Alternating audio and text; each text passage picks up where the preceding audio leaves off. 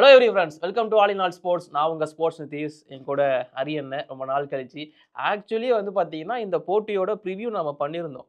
Some ரீசன்னால அது telecast ஆகாம போயிருச்சு நம்ம சேனல்ல. ஆனா, அதில ஒண்ணு சொல்லியிருந்தீங்க.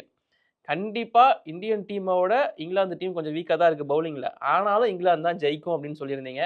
அப்படிதானே எனக்கும் தோணுதுன்னு சொல்லியிருந்தேன். அதே மாரி இங்கிலாந்து ரொம்ப கம்ஃபர்டபுளா வின் பண்ணியிருக்காங்க. அண்ட் அவங்களோட சேசிங்லயே 2 பெஸ்ட் ரன்ன சேஸ் பண்ணியிருக்காங்க. ஸோ இந்த வின்ன பத்தி நீங்க என்ன நினைக்கிறீங்க? ஒரு ஸ்போர்ட்ன்னு நம்ம எடுக்கும்போது 2 டீம் விளையாடுறாங்க அப்டின்னா, அதுல இன்னொரு டீம் நம்மளுக்கு மேல கொஞ்சம் பெட்டரா விளையாண்டுருக்காங்க அப்டின்னா, அத நம்ம அக்செப்ட் பண்ணியே ஆகணும். டெஃபினட்டா இங்கிலாந்து டிசர்விங் டூ வின் அப்டின்னு தான் நான் சொல்லுவேன். ஒரு 5த் டே விக்கெட்ல அது விக்கெட் என்னதான் ஃப்ளாட்டா இருந்தது அப்டின்னாலும், நீங்க 350 ரன்ஸ் நீங்க சேஸ் பண்றது அப்டின்றது சாதாரணமான ஒரு விஷயம் கிடையாது. அத அவங்க ரொம்ப ஈஸியாவே பண்ணாங்க அப்டின்னு சொல்லலாம். And on the other hand பார்த்தீங்கன்னா, இந்தியா அந்த ஃபர்ஸ்ட் ஸ்பெல்ல பும்ரா அண்ட் சிராஜ் அவங்க 2 பேர் மட்டும் தான் ஃபைட் பண்ண மாரி எனக்கு தோணுச்சு. அதுக்கப்புறமா பார்த்தீங்க அப்டின்னா, நம்ம கேம இங்கிலாந்து கையில நம்மளே குடுத்துட்டோம் அப்டின்னு தான் நான் அந்த சொல்லுவேன். கான்ஃபிடென்ட் போன மாரி தான் இருந்தாங்க. ஏன்னா, அ டெஸ்ட் மேட்ச் பொறுத்தவரைக்கும் அந்த 50 ரன்ஸ், 30 ரன்ஸ் இருக்கிற வரையுமே பார்த்தீங்கன்னா, கேம் முடியல. பட் இந்தியன் ஃபீல்டர்ஸா இருக்கட்டும், லைக் மெயினா கில்லுடைய ஃபர்ஸ்ட் மேட்ச் இது ஒரு கேப்டனா இது ஒரு நார்மல் ஒரு கிரிக்கெட் மேட்ச் பார்க்குற மாரி ஒரு ஃபீல் இருந்தது. லைக் எங்கெங்கலாம் பால் போதோ, அங்கங்கலாம் எடுத்துட்டு போயிட்டு ஒரு ஃபீல்டர நிக்க வைக்கிறது. கிரிக்கெட்ல சேசிங் பால் அப்டின்னுவாங்க. அது ஃபீல்டர்ஸ் மட்டும் சேசிங் பால் கிடையாது. கேப்டனும் கூட சேர்ந்தே சேசிங் பாலா இருந்தாரு. அ ஏன்னா, ஒரு மிட் விக்கெட்ல ஒரு பவுண்டரி போச்சுன்னா, இமிடியேட்டா கலில இருக்கிற ஃபீல்டர தூக்கி மிட் விக்கெட்ல வைக்கிறது. அந்த மாரி நெறைய சேஞ்சஸ் இருந்துச்சு. கில் உன்னுடைய ஃபீல்டு இதுதான். இந்த ஃபீல்டுக்கு நீங்க பவுலிங் போட்டா தான் உனக்கு ஓவர் கிடைக்கும் அப்டின்ற மாரி ஒரு கேப்டன்சி பண்ண மாரி எனக்கு தெரியல. லைக் எல்லா பக்கமே ரன்ஸ் சிதறிச்சு. அப்டி இருக்கும்போது ஒரு கேப்டனாலயும் ஃபீல்ட் செட் பண்ண முடியாது. And at the same time ஒரு கேப்டனா ஒரு ஓனர்ஷிப் எடுக்கணும். இதுதான் உன்னுடைய ஃபீல்டு. இந்த ஃபீல்டுக்கு தான் நீங்க பவுலிங் போடணும். அப்பதான் என்னால உனக்கு கன்சிஸ்டன்ட்டா ஒரு 6 ஓவர், 7 ஓவர் குடுக்க முடியும். அப்டின்ற மாரி ஒரு லெவல் ஆஃப் கேப்டன்சி கில் பண்ணணும் அப்படின்றது எனக்கு ஆசையா இருக்கு. And at the same time coach Gambhir அவரும் பார்த்துட்டு தான் இருக்காரு. அ ஸோ இந்த மாரி விஷயங்கள் எல்லாமே ஒரு கலெக்டிவா நம்ம நல்லா பண்ணா மட்டும் தான் நம்மனால டெஸ்ட் மேட்சஸ் வின் பண்ண முடியும். இந்தியாவோட டெஸ்ட் டீம் அப்படிங்கிறது கம்பீர் வருவதற்கு முன், வந்ததுக்கு பின்னாடி அப்படிங்கிற மாரி பிரிக்கலாம். கம்பீர் வந்ததுக்கு அப்புறமா நெறைய லாஸஸ் இருக்கு. முக்கியமா கடைசியா ஆடுன 9 மேட்ச்ல 1 மட்டும் தான் வின்னு. பிஜிடியோட ஃபர்ஸ்ட் மேட்ச் அது. மத்த எல்லாமே தோல்வி மட்டும் தான் அவங்களுக்கு கிடைச்சிருக்கு. அண்ட் இந்த போட்டிய பொறுத்தவரைக்கும் பேட்டிங் ஓரளவுக்கு செம்மையா பண்ணிட்டாங்க. பவுலிங் ஆவரேஜா மேனேஜ் பண்ணிட்டாங்க. பட் இருந்தாலும் ஃபீல்டிங்ல எக்கச்சக்கமான கேட்சஸ் மிஸ் பண்ணப்பட்டது. நெறைய மிஸ்டேக் பண்ணியிருந்தாங்கங்க. அண்ட் முக்கியமா ஃபர்ஸ்ட் இன்னிங்ஸ்ல பார்த்தீங்கன்னா, ரன் அடிச்ச எல்லாருக்குமே லைக் பென் டக்கெட்டா இருக்கட்டும், இல்ல ஓலி போப்பா இருக்கட்டும், எல்லாருக்குமே கேட்ச் மிஸ் பண்ணாங்க. ஆரி புரூக்கு கூட அவர் அவர் வந்த உடனே கேட்ச மிஸ் பண்ணியிருப்பாங்க. ஸோ இந்த மாரி நெறைய கேட்சஸ் ஃபர்ஸ்ட் இன்னிங்ஸ், செகண்ட் இன்னிங்ஸ்ல மிஸ் பண்ணது ஒரு பெரிய ரீசனா இருந்துச்சோன்னு தோணுச்சு எனக்கு. இல்ல கண்டிப்பா ஃபீல்டிங் ஒரு மேஜர் பார்ட்டா. சான்ஸஸ் கிரியேட் பண்றதே ரொம்ப கஷ்டம். நீங்க அந்த மாரி கிரியேட் பண்ண சான்ஸஸ் 7 ட்ராப் கேட்ச். அந்த ம். 7 ட்ராப் கேட்ச்ல நான் பும்ராக்கு அந்த ஒரு கேட்ச் மட்டும் தான் அ ரொம்ப கஷ்டம் அப்படின்னு நான் சொல்லுவேன். ஏன்னா, அவருடைய ஃபாலோ த்ரூல லெக் சை இது லெஃப்ட் ஹேண்ட் சைட்ல அவரு அத எடுக்கணும் அப்படின்றது ரொம்ப கஷ்டமான ஒரு அண்ட் விஷயம். பும்ரா ஒரு நோ பால் வேற போட்டு மிஸ் ஆமா. பண்ணியிருப்பாரு விக்கெட்ட. அத கவுண்ட்லயே எடுத்துக்கல ஆக்சுவலா. பட் அத மீறி பார்த்தீங்க அப்படின்னா, நம்மளுக்கு குடுத்த அந்த சான்ஸஸ் அந்த 7 சான்ஸஸுமே நம்மளுக்கு காஸ்ட் பண்ண ரன்ஸ் அரவுண்ட் 220 ரன்ஸ் காஸ்ட் பண்ணியிருக்கு அடிஷனலா. அது ஒரு மேஜர் செட்பேக்.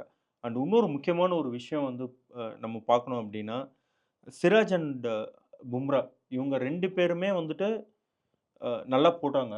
அண்ட் அவங்கள ஃபாலோ பண்ண பவுலர்ஸ் பிரசித் கிருஷ்ணாவா இருக்கட்டும், ஷர்தார் தக்கூரா இருக்கட்டும், ஏன் இவன் ஜடேஜாவ நீங்க எடுத்துக்கிட்டீங்க அப்படின்னா கூட, நல்லா போட்டாங்களா அப்படின்னு சொல்லி கேட்டா, கண்டிப்பா கிடையாது. ஏன்னா உங்களுக்கு ஸ்கோர் நம்மளுக்கு இருக்கு.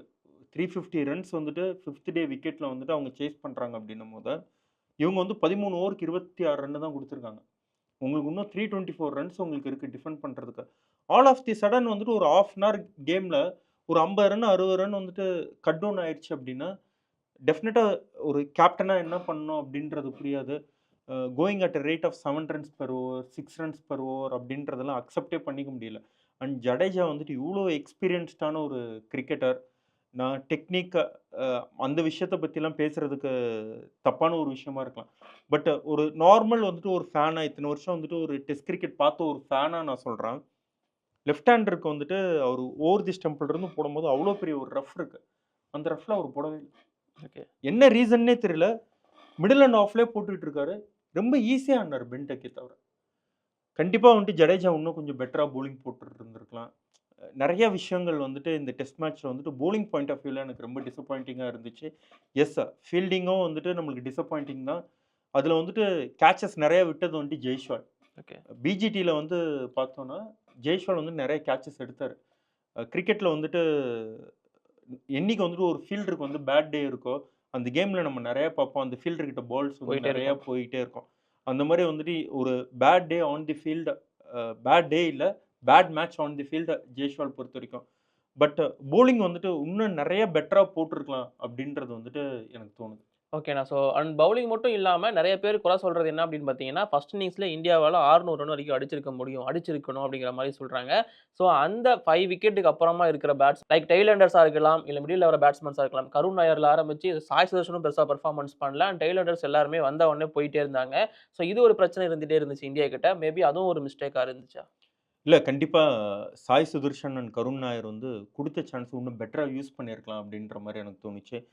ஃபர்ஸ்ட் இன்னிங்ஸ்ல கூட சாய் சுதர்ஷன் வந்துட்டு மேபி அன்லக்கின்னு நம்ம சொல்லலாம். டவுன் தி லெக்ஸ் ஒரு சின்ன ஒரு டிக்கல், எக்ஸ்ட்ரார்டினரி ஒரு கேட்ச். பட் செகண்ட் இன்னிங்ஸ்ல வந்துட்டு சாய் சுதர்ஷன் வந்துட்டு ஒரு ப்ராமிசிங்கான ஒரு ஸ்டார்ட். ஹார்ட் யார்ட்ஸ் வந்துட்டு அவர் கவர் பண்ணாரு. ஜெய்ஸ்வாலோட விக்கெட் வந்துட்டு நம்மளுக்கு குயிக்கா நம்மளுக்கு போனதுக்கப்புறமா, அந்த ஸ்விங் கொஞ்சம் ஆச்சு. அத நல்லாவே ஹேண்டில் பண்ணாரு. அந்த இங்கிலாந்து மாரி ஒரு கண்டிஷன்ஸ்ல வந்துட்டு அந்த ஃபர்ஸ்ட் ஒரு 20, 30 ரன்ஸ் ரொம்ப கஷ்டம். அந்த 20, 30 ரன்ஸ் ரொம்ப சூப்பரா ஆடிட்டு, அது என்னமோ அவரோட விக்கெட்ட அவரு த்ரோ பண்ணிட்டு போன மாரி தான் எனக்கு தோணுச்சு. இன்னும் கொஞ்சம் பெட்டரான பெர்ஃபார்மன்ஸ் குடுத்துட்டுருக்கலாம். And on the other hand Karun Nair. அ அவ்ளோ ஹார்ட் ஒர்க் பண்ணி டீமுக்குள்ள வந்ததுக்கு அப்புறமா, ஹாட்டா இருந்த கருண் நாயர் வந்து இப்ப இந்தியன் டீமுக்குள்ள வந்தோனே கோல்ட் ஆயிட்டாரோ! அப்டின்ற மாரி எனக்கு தோணுது. And at the same time திரும்ப எல்லாருமே வந்துட்டு கொஸ்டின்ஸ் ரைஸ் பண்றதுக்கு அவரே தான் வந்துட்டு ஆப்பர்ச்சுனிட்டி வந்துட்டு குடுக்குறாரு. ரொம்ப லேசியான ஒரு ஃபுட் ஒர்க்க அவர் ஆடுன அந்த ஃபர்ஸ்ட் இன்னிங்ஸ்ல வந்துட்டு குயிக்கா அவுட் ஆயிட்டாரு. பட் அதுவுமே ரொம்ப ஒரு லூஸான ஒரு ஷாட்ட. சும்மா அப்படியே நின்ன இடத்துல இருந்து அது கேட்சுமே செமையா ஒரு கேட்ச் அது. பேட்ட வந்துட்டு விட்டாரு. ஸோ இங்கிலாந்துல பொறுத்தவரைக்கும் வந்து பார்த்தீங்க அப்படின்னா, அந்த க்ளோஸ் டூ தி பாடி அப்படின்னு சொல்லுவாங்க. கேஎல் ராகுல் ஆடுன நெறைய டிரைவ்ஸ் வந்து பார்த்தீங்க அப்படின்னா, பிட்ச் ஆஃப் தி பால் போயிட்டு ஆடுன அந்த டிரைவா இருக்கட்டும். ஸோ பட் கருண் நாயர் வந்து 2 இன்னிங்ஸ்லயுமே வந்துட்டு loose out side the of stump அப்படின்ற மாரி தான் வந்துட்டு தோணுச்சு. அவர் அந்த விளையாண்ட அந்த 50 பால்ஸுமே இன்னும் அந்த செகண்ட் இன்னிங்ஸ்ல விளையாண்டது ரொம்ப வந்துட்டு ஒரு கம்ஃபர்டபுளா விளையாண்டாரு அப்படின்ற மாரி நம்ம சொல்ல முடியாது. அண்ட் ஷர்தர் தக்கூர் வந்துட்டு எதனா ஒரு மேட்ச் தான் போடுங்க. சர்தார் தக்கூர வந்துட்டு நீங்க எல்லா மேட்சும் அவர் வந்துட்டு உங்களுக்கு 30 ரன், 40 ரன் அடிப்பாரு அப்படின்னு எக்ஸ்பெக்ட் பண்ற மாரி வந்துட்டு ஒரு பிளேயர் கண்டிப்பா கிடையாது. என்ன பொறுத்தவரைக்கும். மேபி டொமஸ்டிக் சர்க்யூட்ல அவர் வந்துட்டு அடிக்கலாம். இந்தியன் கண்டிஷன்ஸ்ல மேபி அவருக்கு படுறதுக்கான வாய்ப்பு இருக்கு. பட் இங்கிலாந்து மாரி ஒரு கண்டிஷன்ஸ்ல எல்லா மேட்சும் சர்தார் தக்கூர் வந்துட்டு ஒரு 30 ரன், 40 ரன் அடிப்பாரு அப்படின்ற மாரி நம்ம எக்ஸ்பெக்ட் பண்றோம் அப்படின்னா, கண்டிப்பா ஷர்தார் தக்கூருக்கு மேல ஒரு பெட்டர் ஆப்ஷன் வந்துட்டு நிதிஷ்குமார் ரெட்டி தான். நீங்க மொத்தமாவே 2 இன்னிங்ஸ்லுமே வந்து சேர்த்து ஷர்தார் தாக்கூர் போட்ட பவுலிங் வந்துட்டு ரொம்ப ரொம்ப கம்மி. கம்மி. பவுலிங் ஃபர்ஸ்ட் இன்னிங்ஸ்லாம் பெருசா குடுக்கவே இல்ல. ஃபர்ஸ்ட் இன்னிங்ஸ்ல வந்துட்டு அவரு 3, 4 ஓவர் தான் ஆமா. போட்டாருன்னு நான் நெனைக்கிறேன். ஸோ நீங்க அந்த அளவுக்கு தான் நீங்க தக்கூர நீங்க யூஸ் பண்ண போறீங்க அப்படின்றது ஆல்ரெடி மேனேஜ்மென்ட் முடிவு பண்ணியிருந்தாங்கன்னா, உங்களுக்கு ஒரு பேட்ஸ்மேன் உங்களுக்கு எக்ஸ்ட்ரா வேணும்னு தோணுச்சுன்னா, கண்டிப்பா நிதிஷ்குமார் ரெட்டிய நீங்க விளையாட வச்சிருக்கலாம். நீங்க வந்துட்டு அந்த ஓவர் சேஞ்சஸ்க்கு எண்ட வந்துட்டு மாத்தி விடுறதுக்கு தான் நீங்க வந்துட்டு தக்கூர நீங்க யூஸ் பண்ண போறீங்க அப்படின்னா, அதுக்கு நிதிஷ்குமார் ரெட்டியே நீங்க யூஸ் பண்ணிட்டு நீங்க போயிட்டு இருந்திருக்கலாம். ஸோ பவுலிங்ல வந்துட்டு 20 விக்கெட் எடுக்காம டெஸ்ட் மேட்ச் வந்து ஜெயிக்க முடியாது. இந்த பவுலிங் லைனப் வந்துட்டு 20 விக்கெட் எடுக்கிறதுக்கு வொர்த்தா கண்டிப்பா வந்துட்டு தெரியல. ஓகேண்ணா. அதே மாரி இங்கிலாந்தோட பவுலிங் லைனப்புமே ரொம்ப யங்கா தான் இருந்துச்சு. பட் இருந்தாலும் நல்லா பெர்ஃபார்மன்ஸ் குடுத்தாங்க. முக்கியமா டெயில் எண்டர்ஸ் நம்ம ஜாஸ் டாங் தூக்குனதெல்லாம் பார்க்கவே நல்லா இருந்துச்சு. ஆல்மோஸ்ட் ஹாட்ரிக்லாம் எடுத்திருப்பாரு. ஜஸ்ட்டா மிஸ் பண்ணியிருப்பாரு. அண்ட் இப்போ பார்த்தீங்கன்னா, வந்திருக்கிற அப்டேட் படி 2வது மேட்ச்ல இருந்து ஜோஃப்ரா ஆர்ச்சரும் அவைலபிளா இருப்பாரு அப்படிங்கிற மாரி தெரியுது இங்கிலாந்துக்கு. இன்னும் ஜோஃப்ரா ஆர்ச்சர் உள்ள வந்துட்டாருன்னா, இன்னும் ரொம்ப ஸ்ட்ராங் ஆகும் அப்படிங்கிறது என்னோட ஒப்பீனியன். இல்ல இப்ப செகண்ட் மேட்ச்சும் வந்துட்டு இதே மாரி ஒரு விக்கெட், இதே மாரி ஒரு கண்டிஷன்ஸ் தான் வந்துட்டு இருக்கும். ஸோ பேட்டிங் ஃப்ரெண்ட்லி விக்கெட்டா தான் உங்களுக்கு இருக்கும். செகண்ட் மேட்ச் உங்களுக்கு. நாட்டிங்ஹாம்ல ஆடுறாங்கன்னு நெனைக்கிறேன். If I am not wrong. So அங்கேயும் வந்துட்டு பேட்டிங் ஃப்ரெண்ட்லி கண்டிஷன்ஸ் தான் உங்களுக்கு இருக்கும். யார் வந்தாலுமே வந்துட்டு இந்தியன் டீம் வந்துட்டு ஸ்கோர் பண்ணுவாங்கன்ற ஒரு நம்பிக்கை எனக்கு இருக்கு. ஏன்னா, இந்த ஒரு பேட்டிங் ஆர்டர் எனக்கு கருண் நாயர் வந்துட்டு நல்லா விளையாடணும்னு எனக்கு தோணுது. ஈவன் இப்ப கருண் நாயர்னால சரியா பெர்ஃபார்ம் பண்ண முடியல அப்டின்னா கூட, எனக்கு இந்த ஸ்குவாட்ல வந்து கண்டிப்பா வந்து சர்ஃப்ராஸ் வந்துட்டு டீம்ல இருந்திருக்கணும் அப்டின்ற மாரி ஓகே. தோணுது. ஏன்னா சர்ஃப்ராஸ் வந்து கட் அண்ட் புல் வந்துட்டு ஸ்ட்ராங்கா ஆடக்கூடிய ஒரு பிளேயர். அதே மாரி அ டிரைவ்க்கு வந்துட்டு நான் போமாட்டேன். என்னுடைய ஜோன் வந்து கட்டும், புல்லும் தான் அப்டின்ற மாரி மைண்ட் செட் வச்சு விளையாண்டாரு அப்டின்னா, சர்ஃப்ராஸ் வந்து இங்கிலாண்ட்ல நெறைய ரன்ஸ் வந்துட்டு ஸ்கோர் பண்ணியிருப்பார். ஸோ, கருண் நாயர் சப்போஸ் இந்த டூர்ல சரியா பண்ணல, இந்தியன் டீம்ம விட்டு திரும்ப அவர் வெளில போறாரு அப்டின்னாலும், ஒரு நல்ல ஒரு பேக்கப் வந்து நம்மளுக்கு சர்ஃப்ராஸ் அப்டின்ற ஒரு ஃபார்ம்ல நம்மளுக்கு இருக்கு. இந்த பேட்டிங் ஆர்டர் நான் சாய் சுதர்ஷனுக்கு வந்துட்டு ஒரு லாங் ரன் நான் குடுப்பேன். ஏன்னா, டாப் ஆர்டர்ல வந்துட்டு ஒரு லெஃப்ட் ஹேண்டர் நம்மளுக்கு கண்டிப்பா வந்து நம்மளுக்கு தேவ. அண்ட் டெக்னிக்கலி வந்துட்டு ரொம்ப ஸ்ட்ராங்கா வந்துட்டு எனக்கு இன்னமும் தோன்றாரு. ஒரே ஒரு மேட்ச் ஃபெயிலியர் அப்டின்றதுனால, நம்ம வந்துட்டு ஈஸியா அவர வந்துட்டு ட்ராப் பண்ணிற முடியாது. இந்த பேட்டிங் ஆர்டர் ஒரு 15 டெஸ்ட் மேட்ச் வந்துட்டு விளையாண்டாங்க அப்டின்னா, இந்தியா மாரி வந்துட்டு ஒரு பெஸ்ட் டாப் 6 வந்துட்டு வேற எந்த கண்ட்ரிக்குமே இருக்காது. ஓகே. வித் ரிஷப் பண்ட் மாரி வந்துட்டு ஒரு எக்ஸ் ஃபேக்டர் நம்மளுக்கு வந்துட்டு ஒரு விக்கெட் கீப்பர் பேட்ஸ்மேன் விளையாடும்போது, இந்த பேட்டிங் ஆர்டர் வந்துட்டு ரொம்ப ஸ்ட்ராங்கா இருக்கும். பட் எங்க வந்துட்டு நம்ம ஸ்க்ரூட்டனைஸ் பண்ணணும் அப்டின்னா, நம்மளோட பவுலிங்ல தான். ஓகேண்ணா. இப்போ ரிஷப் பண்ட் செஞ்சுரிக்கு வந்து பார்த்தீங்கன்னா, ஒரு துரதிர்ஷ்டமான ரெக்கார்ட் இருக்கு. ரிஷப் பண்ட் செஞ்சுரி அடிச்சு இதுவரைக்கும் இந்தியா ஜெயிச்சதே இல்ல டெஸ்ட் மேட்ச். அப்படிங்கிற ஒரு ரெக்கார்ட் இருக்கு. அண்ட் இந்த போட்டிய பொறுத்தவரைக்கும் 5 செஞ்சுரி இந்தியா சார்பா அடிக்கப்பட்டிருந்துச்சு. கிரிக்கெட் வரலாற்றிலேயே வந்து பார்த்தீங்கன்னா, ஒரு டீம் 5 செஞ்சுரி ஒரு போட்டியில அடிச்சு தோத்ததே கிடையாதாம். முதல் முறையா இந்தியா தான் தோத்துருக்காங்க. ஸோ அந்த செஞ்சுரிஸ்லாம் பத்தி டக்கு டக்குன்னு சொல்லிட்டு, இது என்ன அப்படின்னு சொல்லுங்க. இல்ல செஞ்சுரில எனக்கு பண்ட்டினுடைய ஃபர்ஸ்ட் இன்னிங்ஸ் உடைய செஞ்சுரி எக்ஸ்ட்ரார்டினரி செஞ்சுரி. பட் ஆனா செகண்ட் இன்னிங்ஸ்ல வந்துட்டு பண்ட் வந்துட்டு இன்னும் கொஞ்சம் நல்லா விளையாண்டுருக்கலாம் அப்டின்ற மாரி எனக்கு தோணுச்சு. நம்மளுக்கு 2 இன்னிங்ஸ்லயுமே நீங்க சொன்ன மாரி, இங்கிலாண்ட வந்துட்டு நம்ம வந்துட்டு பேட்டிங்ல வந்துட்டு அவங்கள வந்துட்டு அவுட் ஆஃப் தி கேம் நம்மள தூக்கி போடுறதுக்கு நம்மளுக்கு நெறைய சான்சஸ் இருந்துச்சு. ஃபர்ஸ்ட் இன்னிங்ஸ்ல இந்தியா 600 ஸ்கோர் பண்ணியிருக்கலாம். அட்லீஸ்ட் 550 ஸ்கோர் பண்ணியிருக்கலாம். அதே மாரி செகண்ட் இன்னிங்ஸ்லயும் கூட பண்ட்டும், கே.எல். ராகுலும் விளையாண்டுட்டு இருக்கும்போது, இங்கிலாந்து பவுலர்ஸ் வந்துட்டு என்ன பண்றதுன்னு தெரியாம தான் இருந்தாங்க.